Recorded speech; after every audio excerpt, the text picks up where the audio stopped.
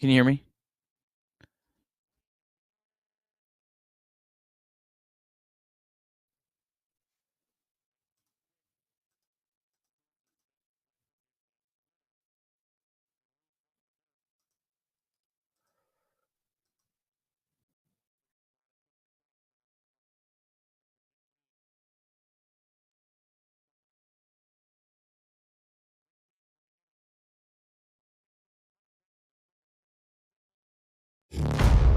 High drive, left center field, racing back to the wall, Bourgeois. The Reds are National League Central Division champions. In the air, left center field. Did he? He did! He did! Reds win! Reds win! Line to the right field. Junior, the first Red ever with 4 home runs in a game. Can you believe it? In the air, down the right field line. Does it have a chance? The Reds have won on a 3-run home run on opening day by Ramon Hernandez. A strike away and out away is Homer Bailey. Ground ball to third. Frazier gloves. Throw to first, and Homer Bailey, for the second time in his major league career, has tossed the no-hitter. Oh, gosh. Oh, my God. Are you kidding me? Holy Moses, the second player in major league history to hit 7 home runs in the first 10 games. In the air, and the Reds win it. What a dream beginning to the career of Jay Bruce.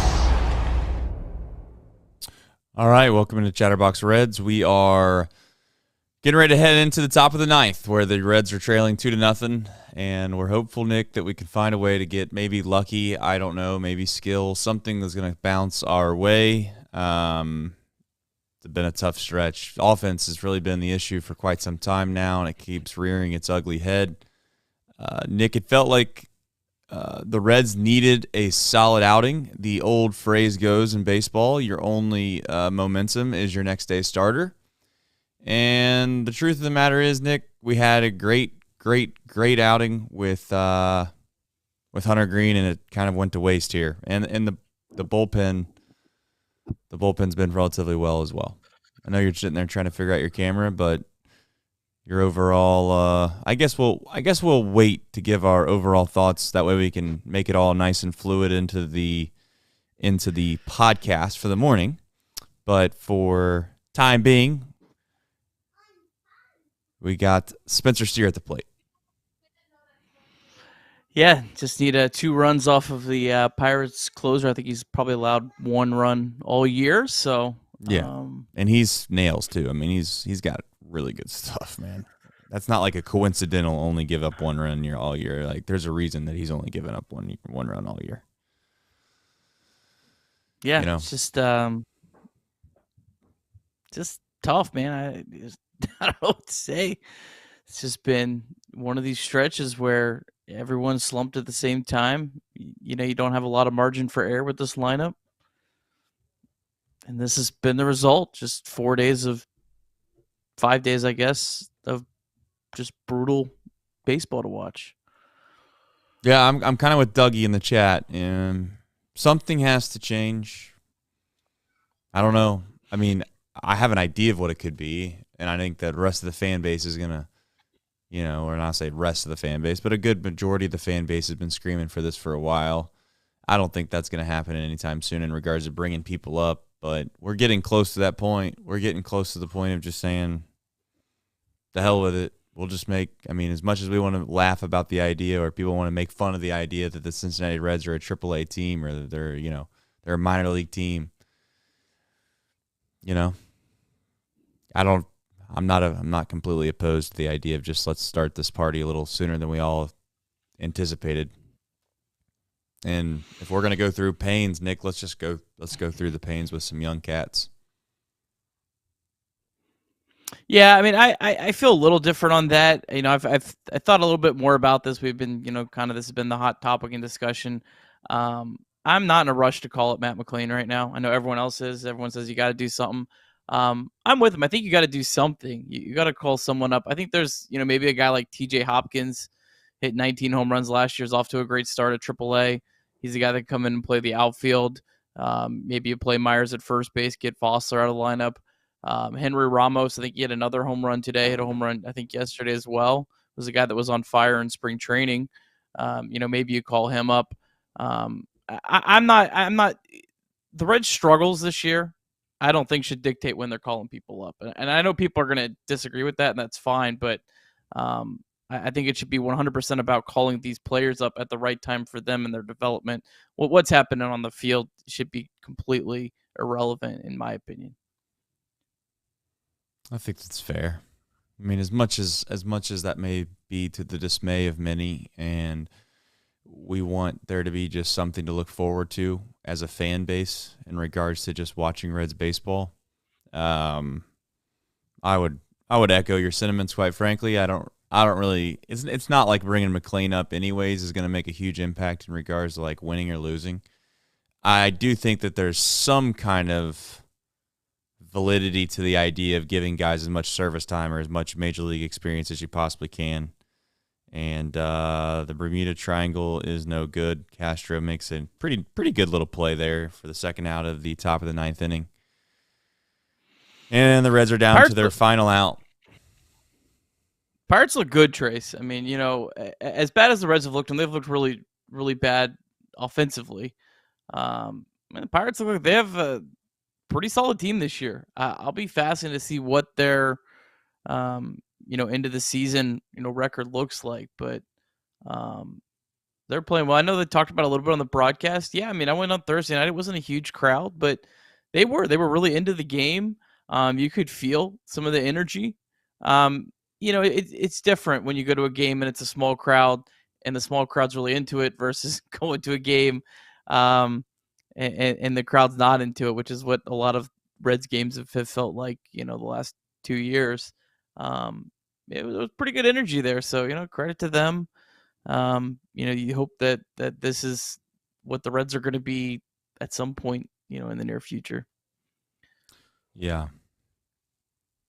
One thing I liked for the outside of the offense, which is probably what we'll spend a good amount of the time talking about a little bit here, is just I would like to see our bullpen come in and throw a little more strikes. I clearly today was not an issue in regards to the output for the Cincinnati Reds when it comes to pitching. They did a great job. You give up 2 runs in 9 innings, you're supposed to win those games.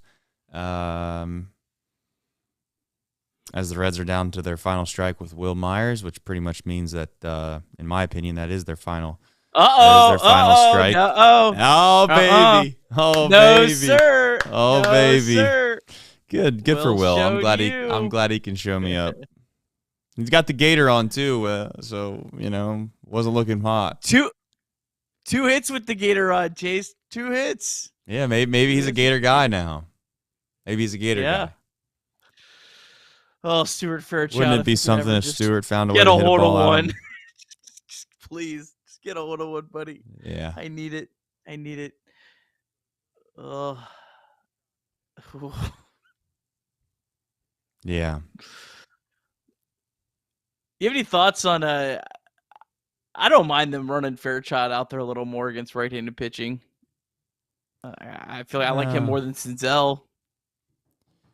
Yeah, I mean, and I think Fairchild's earned some extra at bats. I don't think Fairchild's a long-term solution, but I think he's earned some extra at bats, right? Like it's one of those things where if a guy starts performing relatively well or he has a couple of good games, you got to give him an opportunity to continue to prove it.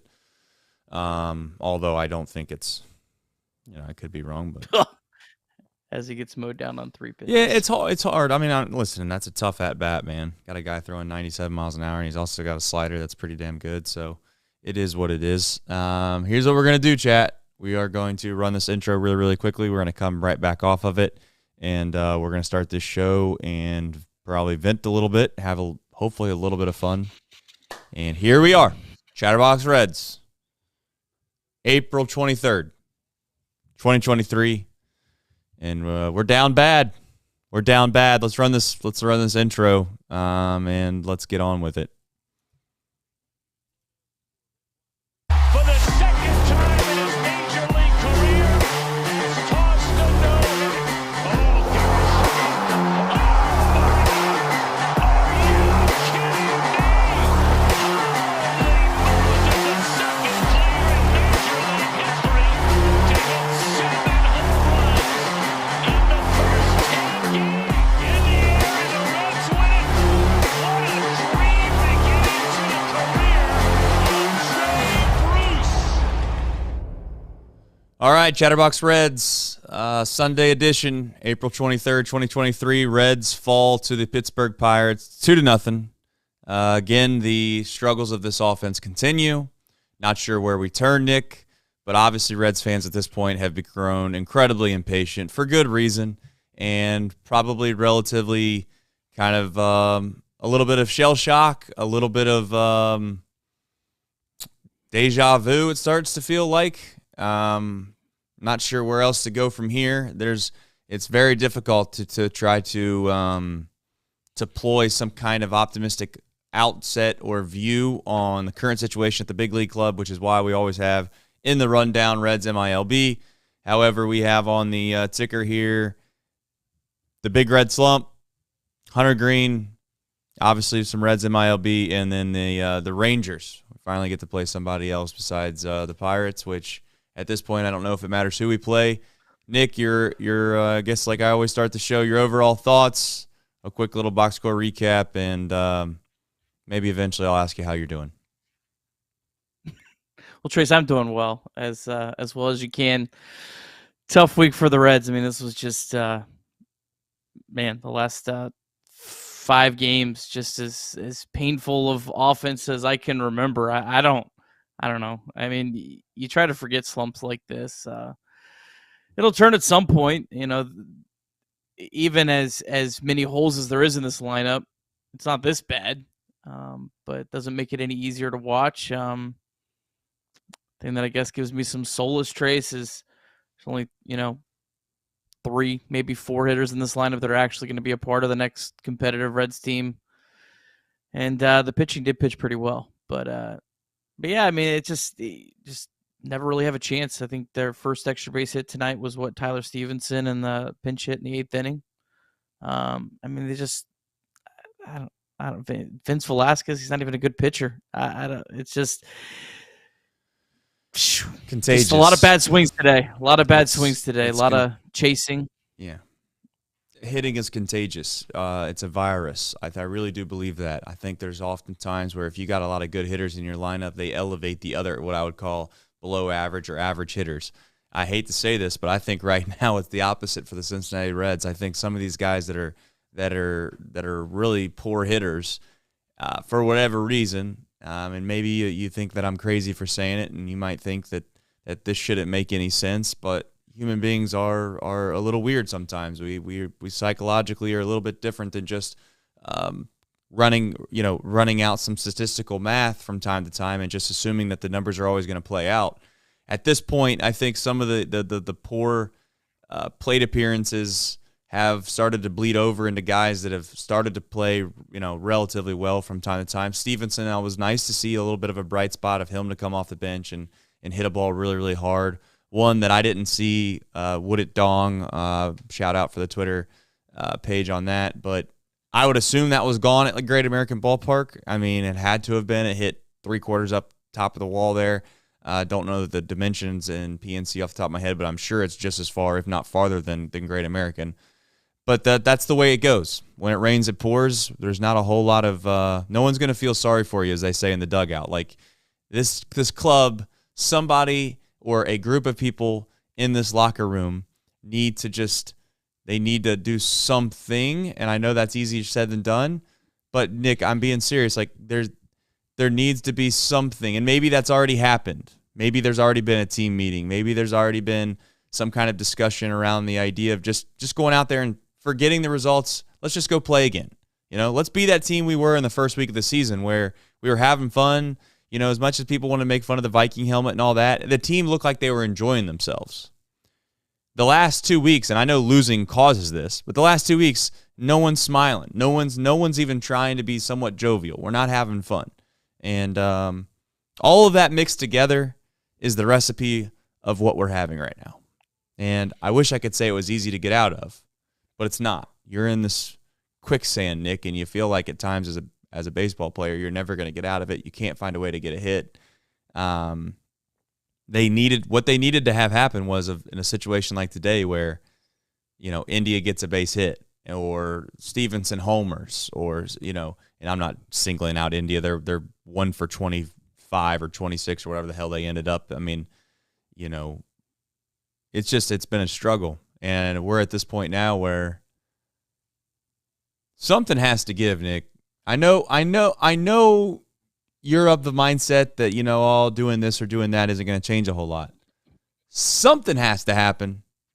I'm not saying it needs to be earth-shattering, but someone needs to come up, in my opinion. Someone needs to come up. I don't know who it is. I'm not saying it's McLean, but we keep running these guys out there that are just not producing, and we're just going to sit here and act like that it's just going to get better, and it's not. And the 3-catcher situation, I mean, I don't know. It just seems like that's a very non-intelligent way of forming a baseball club. But maybe that's just because of Tyler Stevenson, I guess. That's obvious. That's obviously what it's been about, but, But go ahead, Nick, your overall thoughts. Yeah, I mean, look, I agree with you that something does need to happen. I mean, I know everyone is clamoring right now for Matt McLain, and look, I cannot wait to see Matt McLain. Trust me, I cannot wait to see this guy in a Reds uniform.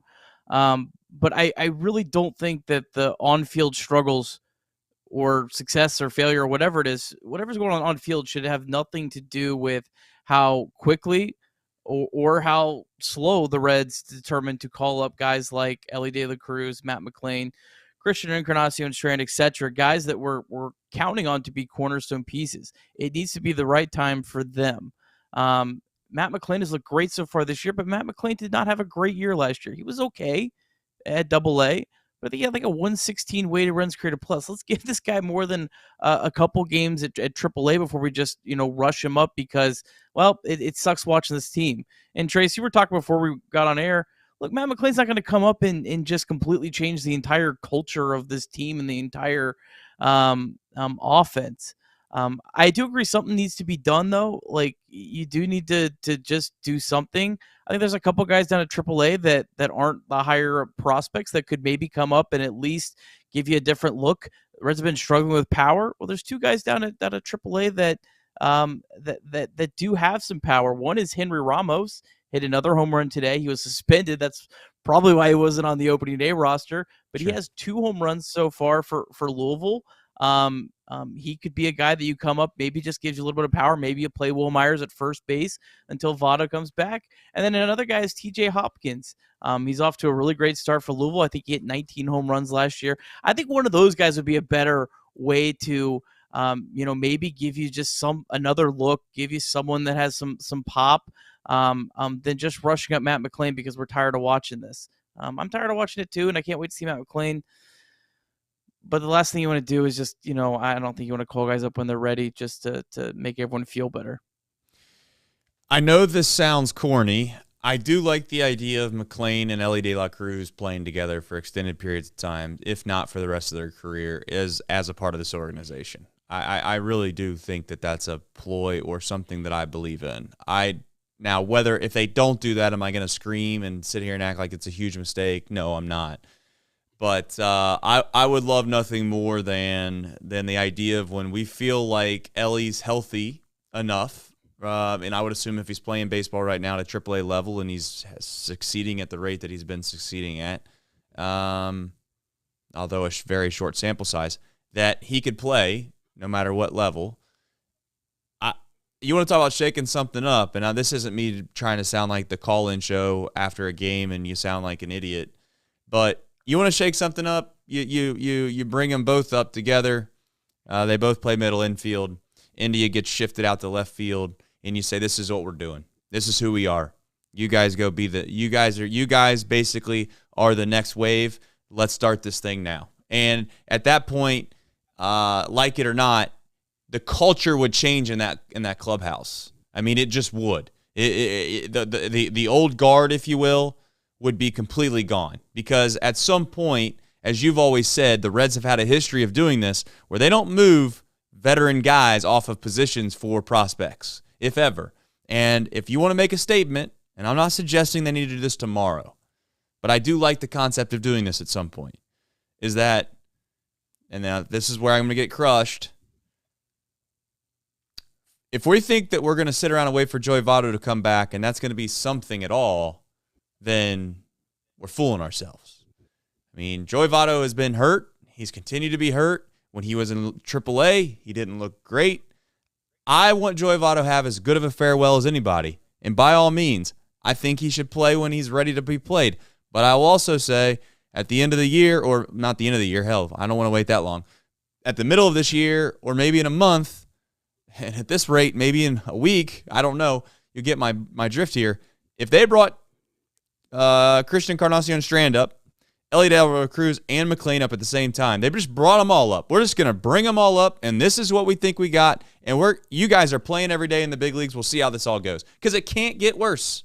That's the beautiful news. You know, like, that's actually the good news in this. Not to get all, like, philosophy-wise on you, or I don't know what the right word for be. That's Sunday. I haven't had a lot of rest to think through this. But I know I should know this off the top of my head, but it's J.K. Rowling, the one that wrote Harry Potter. Yes or no? I think so. Okay. Well, I had read I had read about her, and someone asked her about the concept of being able to think through all that and write the whole entire story, and how she even could have the creative mind to be able to do that. And she spoke on the idea that a huge burden and a huge weight was lifted off of her when she realized that her life couldn't get much lower than what it was already at, that you can only go up.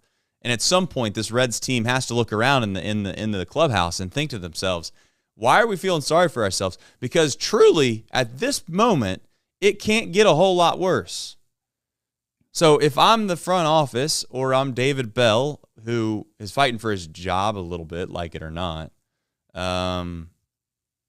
I'm okay with bringing up a bunch of young guys and losing, because we're already losing with a bunch of retreads and guys that aren't big leaguers.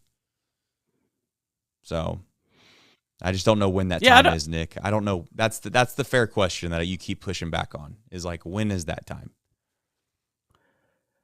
Well, De La Cruz played, 2 games in AAA. Christian Encarnacion played his first today. So, I mean, like, they need more time than that.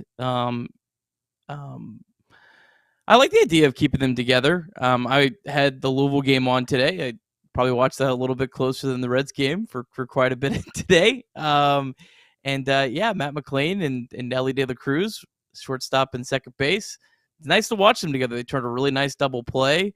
I think there's something to playing those guys together. Christian Encarnacion was playing first base. So, I'm not against that, or letting them have a little bit of time together here at AAA. These are guys that haven't had a ton of time together throughout the minors. They did at the end of last year at AA, but Christian Encarnacion, of course, was acquired at the trade deadline last year. Yeah, again, if the front office is evaluating Matt McLain and they are saying Matt McLain is 100% ready, then call him up.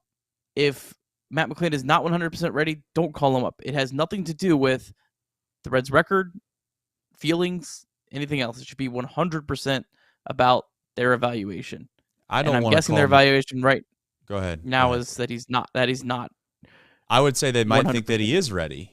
The only pushback I would have, or the only thought I would have too, is that they might take the mindset that we want to start playing these guys where we think they're going to fit at the big league level, where they're going to be Major League Baseball players for this franchise. You know, you could bring up McLean right now and stick him at shortstop, but next year rolls around, he might not be the shortstop. So why not, and I'm just playing devil's advocate to all the people that want to scream and yell about him coming up, is why not play him at second base with Ellie, which is the plan in place, which is what we want to try to win a World Series here. As ridiculous of a thought as that is on today, like I said before, April 23rd, 2023, after we've watched this Reds team. But if we want to get down to the nuts and bolts of this, what does this franchise look like when it wins a World Series? I don't have anything against McLean, but my guess is that McLean as a shortstop is probably not plan A. I'm not saying the Reds can't win a World Series with McLean at shortstop, but that's not the plan. So why would we shift a guy up to play for a team that's going to win 60, 65, 55, maybe 70 games, 75 games this year? I'm not trying to put him in a box. Maybe I am. Is that instead of doing that, let's keep him at AAA. Let's see if we can't make Louisville competitive. Like, let's see if we can't make Louisville get them in a spot where they're winning and they have a winning culture and they expect to win. And we bring all these guys up towards like I said, towards the middle to the end of the year. And then we say, this is what we got moving forward. That sucks as fans. Listen, it does. I mean, I hate it. It's disgusting. Our offense is disgusting. It is so bad. And there's no help. That's the sad part, Nick, is like, it's not like there's people coming to help us. Is that this offense is what it is. If they can't figure it out, then it's just going to be this way for an extended period of time. I mean, Henry Ramos, I guess you could say that he could come in and help. And you're right, he could. But he, it's a shakeup. It's not a. It is what it is. Yeah, if Stevenson, not a needle mover. No, if Stevenson isn't going to play up to his capabilities, if Will Myers isn't going to play up to the capabilities that he's had in the past, right? And then we're just completely relying on the fact that India continues to play at the level he's played. If you want to get real scared, not that you want to do this, but if you really want to get concerned, think about the concept that India is probably going to cool off a little bit. He's probably not this great of a hitter all year long.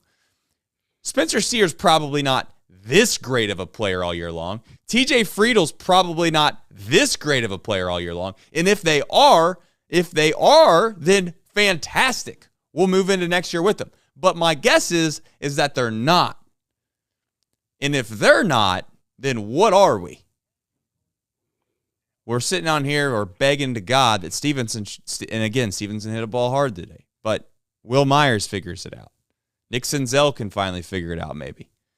Our shortstop's been a black hole. They've been like the Detroit Lions for the last 15 years at shortstop, it feels like. And yeah, you could tell me we had Zach Cozart and all those guys. Not buying it. But that's where we're at, Nick. I don't think that there's, at this point, let's have some fun with the chat. I don't know if there's really anything else left to get into outside of the fact that let's run through the topics before I get us off track. But Hunter Green, I set it up for the start. Hunter Green did look great today. So the fact that we signed him to that, I don't want to call it big extension, but, sizable extension. At least we can rest our head on the fact that he's, one, healthy, right? And two, he looked good. So there's your positive optimism for today. Yeah, I thought he looked awesome today. Last three starts, one earned run in 12 innings, 12 strikeouts, 2 walks. So can't pitch much better than that. I thought today, he had a nice pitch mix today. 48 fastballs, 37 sliders, 11 changeups. So he really kind of mixed it up. And he had the Pirates just pretty well off balance all day. And this is what you expect out of Hunter Green. This is what we're hoping on. Really the Reds pitched really well this whole series against the Pirates. The starting pitching, Luke Weaver gave up 4 runs in the first inning on Thursday, and then after that they were pretty much lights out. So it's kind of been a theme, not just this year but last year. It was okay. Well, when the offense is playing well, the pitching's not there. The starting pitching, the bullpen, it just right. It has, and that's kind of it's also kind of when you have a team that's not great. It's going to be hard to get all those things to sync up. So I don't want to just say, just bad luck. But at the same time, nothing's been able to sync up with pitching, starting pitching, the bullpen, the defense, the hitting. There's always one really bad link in that's just glaring. Right now it's the offense. Last week it was the starting pitching. The week before that it was the bullpen and the defense, and just hasn't been able to put any of it all together. But that's what you kind of get with the kind of team that we have at the major league level right now. Yeah, the thing that we asked, David Bell speaking right now, so I can translate it for you if you'd like me to, but I'll save it for another day. Here Here's my thought with the whole situation of the offense not being there when the defense throw, or when the pitching's there, and when the pitching's not there, the bullpen blows it when the offense scores 6 runs. That recipe and that formula is what it would have taken for us to win 82 or 83 or 84 games. Just a little bit in reverse, right? To where if the pitching struggled, then the offense played just good enough, or the offense scored just enough runs to win. You win a bunch of 1-run, 2-run games. The Reds instead have lost all these 1 and 2-run games, to where at this point you start to wonder if it's 100, if it's a 100-loss season or not. And we've talked about the fact that wins and losses don't matter, but I can see David Bell right now. He's in a concrete cylinder block. Why are all the managers in Major League Baseball, why is their office always like this cinder block room? I mean, are there any do they ever hang drywall up anywhere in any of these Major League Baseball parks or not? I mean, it just, it's about as dull as he is from time to time. And you know what? I'll say this about David. I do think he's prepared. I do think he has a plan behind every move he makes. Although I may not agree with those moves from time to time, I think he has a reason for it. I don't think he's just going through the motions. I do think, and I've said this from the start, if you want to get on him about anything, I think it's more of a culture and a leadership style and the ability to be able to lead a group of men. And he's maybe it's because he doesn't have players. Maybe that's part of it. That's probably a large part of it. But at the same time, I don't know. I'd like to see him just one time get as upset as he does against umpires from time to time.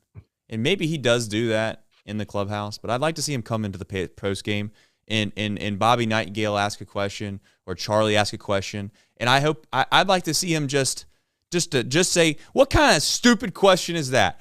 Just one time. Maybe that's just my own personal thoughts. Don't attack Charlie. Yeah, Bobby's actually going to Minnesota. Did you see that? I know. Yes, I did see that. But maybe he should do it to Bobby then, because he's on the way out. He doesn't have to see him every day. He should do it to Bobby. Reds MILB. Yeah. Let's jump into that. All right. And I will check into the chat. I'm gonna do a wellness check on the chat right now. All right, bear with me here as I go through this Reds MILB. A lot of moving parts. Louisville, they lost 6-5 today. Almost came back, put up a 4 spot in the 8th. We'll start with the bad. Brandon Williamson just was awful today. 3 2/3, 10 hits. I mean, I don't know. Move him to the bullpen. I don't know what you do with him at this point. He has a 5.32 ERA. That's just a shame. But the positives, Christian Encarnacion Strand finally made his AAA debut. Looked good, 2 for 5. One of his outs was a very loud out. Also missed a home run by a foot down the right field line on a foul ball. So, yeah, that's a huge boost. That guy just looks like he wakes up out of bed and is ready to hit. So that is going to be a guy that's going to, I think, really change this Reds offense at some point. Maybe not instantly. Maybe he doesn't come up and instantly breaks through. I think long term he's going to be a big guy for the Reds. Matt McClain, Trace, walked 3 times today. Also had a hit. 996 OPS for Matt McClain. So he's off to an incredible start. Ellie De La Cruz, he was 0 for 5 with 3 strikeouts. He also just missed a home run. Ellie has been a slow starter. I think he was a slow starter each of the last 2 years. So don't put too much stock into Ellie. But yeah, Matt Reynolds also Matt Reynolds and Henry Ramos both hit home runs. So there is home runs that are being hit in the Reds minor league organization, Trace. There is some home runs. Chattanooga, they are down 9-5 to Tennessee. Christian Rowe, a Reds second round pick, awful today. 5 walks. Noelvi Marte, he did pick up a hit so far in that game. Dayton, they are leading 8-2 right now over West Michigan. Jose Acuna, he was the guy that was acquired for Tyler Naquin. Another really good start. 5 innings, 2 hits, 2 runs, 1 walk, 5 strikeouts. His ERA is now 2.70. And a nice day as well from Edwin Arroyo. 2 for 5 with a double. So good to see Edwin Arroyo. Looks like he's kind of starting to come into his own a little bit. And then our Daytona Tortugas, what is going on down there? These guys start 5-0, and they are now 6-9. Nice. They lost 9-1 to Bradenton. When you lose 9-1, not a whole lot good going on. What's their record, Nick? 6-9. Very nice. There you go, chat. I threw you a bone. Yeah, I mean, there really was. Sal Stewart was 1 for 3 with a walk. Cam Collier didn't play. But, Austin Hendrick hit a home run today, said Dougie Bubs. Oh, did he? Okay, all right. So I got a lot going on. It must have been after I done my initial rundown. So that's more than fair, Nick. All right, let's jump into the chat. Andrew asks, do you guys think this offense is worse than last year's? I don't know. That's like sitting there asking which turd smells the worst. They both smell pretty bad, so what's it matter? Both are turds. Who do we have last year that we didn't this year? Brandon Drury and Tommy Pham? Tommy Pham. I guess I think this offense will have like a higher OPS at the end of the year if we're looking like a team stat. Again, you're also going to have 3 guys in this lineup that I think are going to be out of this lineup by August and replaced by Matt McClay, Ellie De La Cruz, and Christian Encarnacion Strand. So there's just a lot of placeholders in this lineup. It sucks to watch, but that's what they are. They're loners. That's what they are. Trying to think if I see any other chats. Just a lot of people sad, Nick. I mean, I think that at this point in the season, we were hoping to be starting May off feeling like we were making some kind of progress as an organization. And as we've said thousands of times, we were trying not to put ourselves in a position on this podcast where we were going to let the wins and losses dictate how we felt about this ball club. But at the end of the day, it's professional sports, so it's going to creep itself in there regardless. And that's where we're at right now. This Reds team feels like they could not have played worse baseball over the last week and a half. I wish I could played offer... worse. The starting pitching could have been bad. It could have been worse. Yeah.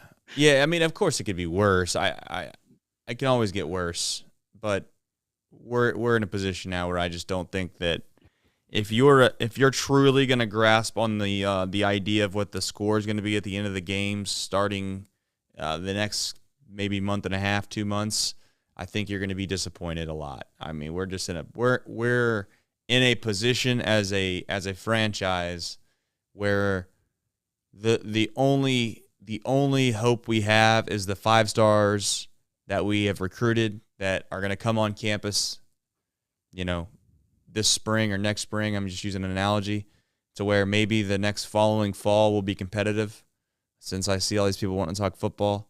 That's where we're at right now, Nick. We got a bunch of 5-star recruits that we think that are going to change the program, and right now we have a bad team. And until those 5 stars come in and prove themselves, then we're going to be sitting in the spot for, not eternity. I would hope not, but for a good amount of time. Yeah. How many times? I got a quick question to you. How many times does Abbott have to just completely dominate before you think that they would just say, okay, we're going to bring him up? I know we started in AA, and I know it's a tall task. I'm just, but what he's doing is a little bit different. He's also a college kid. It's not like this is a high school kid. Yeah, I don't think Abbott's far away. I mean, I think if he dominates his next couple starts, I could see him getting called up. I also think some of it might just determine, how healthy the rest of the Reds starting pitchers, stay healthy, or if Luis Cessa is able to continue to give you outings like his last one and not like the first 2 before that.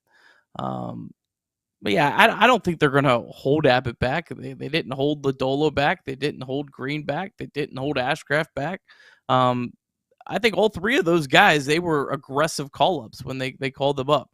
I don't remember a whole lot of people before they were called up saying, "Why have the Reds called those guys up?" I mean, they were pretty aggressive with those guys. So, and you also got, you got Connor Phillips, you got Joe Boyle. We talked about it a little bit last night. yeah, that Chattanooga rotation has three just really good arms. We haven't given Joe Boyle enough credit along with those guys, just because he's got the command issues. But you might be able to make a case he has more upside than either one of the other two, just because of his how hard he throws and his ability to get swing and misses. Although Abbott's striking everyone out, so I don't know. But how long until yeah, Williamson goes to the bullpen? I almost think you got to try something with him, unless there's something we're missing that they feel like he just needs more time. I'm not seeing it. A lot of smart people that follow the Reds minor league system much closer than I do aren't seeing it. So what's it going to hurt? I know maybe he needs that kick. We're going to move you to the bullpen for a while. I don't know. Yeah, I mean, I think you got to do something with him. I'm just looking through the chat. Not a whole lot of specific questions. I obviously see people upset with ownership, but we're not really going to get into ownership because it's relatively a worthless argument. It's a worthless situation that we have there. Certainly, would we like to have Elon Musk buy the team and spend $300 million a year? Yeah, I think we would. But I don't think spending's the problem. I think that we've had a long history of not being able to develop and or what's the right term I'd like to use? Identify. Between identifying, scouting, and developing. I don't know if we've done a great job over the past, 5-6 years. That being said, Nick, we're in a position now where we have a game again. We play some more baseball. That's how this whole thing continues to happen. We do another live stream. A bunch of people get disappointed. We play another baseball game. Who do we play next, Nick, and when? Come out to Great American Ballpark tomorrow, 6:40 p.m. Let's go. All right, Nick Lodolo back on the hill. I'm interested, Trace, to see how he responds. I think that was probably the worst start of his big league career. So how does he respond against a Texas Rangers team? Believe they're on their way to being 14-7, winners of 6 of 7. So this is a good team, good lineup. Team is playing really well. How does he respond to that? Nathan Eovaldi is off to a slow start this year. Good news, bad news, Trace. He's got a 0.60 career ERA in 2 starts against the Reds. Good news is he hasn't faced the Reds since 2014. Will Myers and Kirk Casale both have home runs off of Nathan Eovaldi. I don't know. I don't know, Trace. Does it feel like this team? It's just they're gonna out of nowhere just have like an 8-run game. Like it feels like that's how these things work. Like there's no rhyme or reason to it. Yeah, sadly, I think that's going to be one of those situations where the Reds score 13 runs, and that's just that's how they quote unquote get their average back, or water finds its level. We'll see how it all turns out. The good news is that guy, although he has a 0 point whatever ERA against the Reds in 2 starts, he hasn't faced this lineup. So until you face this lineup, then I don't care what you did with the Reds before. I don't know where we go from here, Nick. I know one thing we can do is continue to realize that this isn't the end of the world. I know that times are tough. Not naive here. We got 32 people in the chat, which is remarkable. The fact that we have 32 people in the chat right now at 4:30 on a Sunday, when the Reds haven't won a game in what feels like 2 months. But there's only one thing we can do, and that's not feel sorry for ourselves. And at some point, we're going to get to see kids play baseball that are important. And I don't know when that happens, but we're one day closer to it. I don't want to sit here and act like it should be tomorrow, because I think that there needs to be some kind of realistic expectation on when McLean gets brought up, when Ellie De La Cruz gets brought up, when Christian Encarnacion Strand gets brought up, when Norvelli Marte might eventually get brought up, when when all of these guys, do you think, and I'm going to get off to a whole nother topic. I'll save that for tomorrow because we're probably going to be in another situation where we need as many topics as we can. At the end of the day, hopefully we get a bunch of these new kids that come on the block and they're worth their weight, and we will be incredibly depressed. I would ask you the question right now. Would you rather the Reds be 14-6 or whatever the record would end up being right now? All right.